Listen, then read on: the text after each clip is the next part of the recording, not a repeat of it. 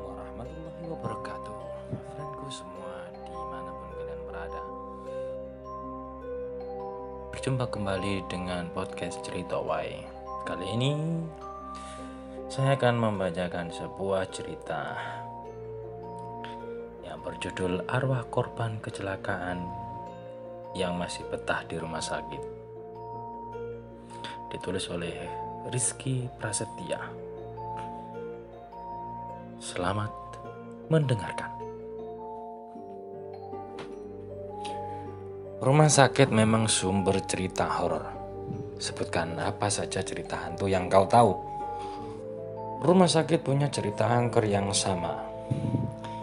Setelah mengalami kejadian spektakuler yaitu jenazah ketinggalan, Bambang belum lepas dari gangguan demit-demit yang ada. Mungkin memang sudah jadi resiko pekerjaannya sebagai sopir mobil jenazah.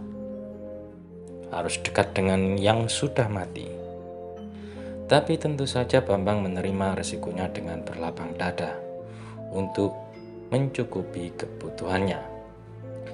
Bambang tahu tidak ada rumah sakit yang tidak horor, tak terkecuali rumah sakit di mana dia bekerja. Sudah bekerja selama 10 tahun di rumah sakit, membuat dia lumayan kebal dengan gangguan setan. Dilempari kerikil ketika lewat kamar mayat, dipanggil-panggil pasien yang baru mati, disuruh nyetir pelan-pelan sama hantu pasien ketika mengantar jenazah adalah santapan harian. Tapi namanya manusia, tetap saja ada titik lemahnya. Mungkin sudah terbiasa diganggu setan, tetap saja ada kalanya dia geder jika harus berhadapan dengan setan. Salah satunya adalah pengalaman dia bertemu hantu yang badannya cuma separuh di rumah sakit. Bambang saat itu sedang jaga shift malam. Rumah sakit yang terkenal horor itu hawanya entah kenapa terasa berbeda bagi Bambang. Bambang memang mendapat firasat tidak enak sebelum berangkat kerja, tapi diabaikan begitu saja. Malam itu tiba-tiba ada korban kecelakaan yang datang ke rumah sakit. Merasa sepertinya perlu dirujuk ke rumah sakit lain, akhirnya pasien itu dimasukkan ke mobil ambulan untuk dipindahkan ke rumah sakit lain. Ini saatnya Bambang harus bekerja. Setelah selesai mengantar pasien, Bambang balik ke rumah sakit, lalu mengantarkan berkasnya ke bagian administrasi. Di ruang administrasi, Bambang dimintai tolong untuk mengantar map ke ruang dokter yang letaknya di dekat dapur. Tiba-tiba saja Bambang merasa ragu, tapi tetap dia bergerak mengantarkan.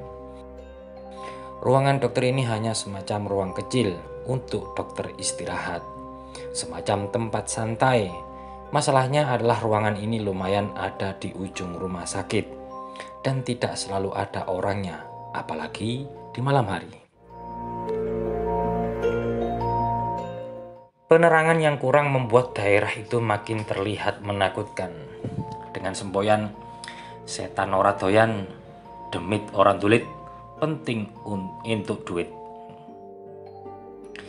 Bambang gagah berani berjalan menuju ruang dokter yang lumayan jauh dari pusat rumah sakit dan menyeramkan itu.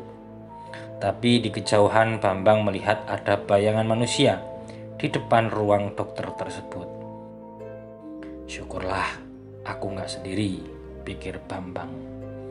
Makin dekat dia dengan ruang dokter, Bambang merasa ada yang salah. Orang itu seakan tidak menapak tanah, tapi tingginya sama seperti manusia kebanyakan. Menurut Bambang, kalau setan mengambang, logikanya harusnya kelihatan lebih tinggi. Tapi ini cuma setinggi orang biasa. Bambang memutuskan untuk berjalan lebih cepat untuk memastikan itu setan atau bukan. Setelah beberapa waktu, Bambang mulai menyesali tindakannya. Memang tingginya sama seperti orang biasa, tapi ternyata yang dia lihat adalah setan berwujud manusia, berbadan hanya dari perut ke atas, dan isi perutnya terlihat. Jantung Bambang seakan lupa berdetak selama 3 detik karena melihat pemandangan yang amat gore. Apa itu gore ya? Miris mungkin. Tapi dasar Bambang memang antara tidak punya rasa takut, yang dia lakukan selanjutnya malah diajak ngobrol.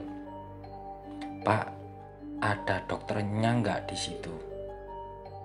"Dilalah," setannya menjawab. "Nggak ada, Pak. Tadi lihat saya langsung lari keluar rumah sakit." "Oh ya, sudah Pak, matur nuwun, saya balik dulu. Jenengan yang kecelakaan kemarin-kemarin terus dibawa ke sini itu Pak?" "Iya Pak, masih betah di sini," jawab setan itu. Lalu Bambang berlalu meninggalkan tempat itu menuju ruang administrasi rumah sakit. Dalam hatinya dia menggerutu, Sutenan, wis gajine cilik, tiap di rumah sakit ketemunya orang gak lengkap. Kok ya gak ada yang ngasih nomor togel biar ada gunanya gitu." Demikian cerita singkat yang bisa saya bacakan untuk hari ini. Silakan subscribe, like, dan share. Silakan tulis komen di bawah. Assalamualaikum warahmatullahi wabarakatuh.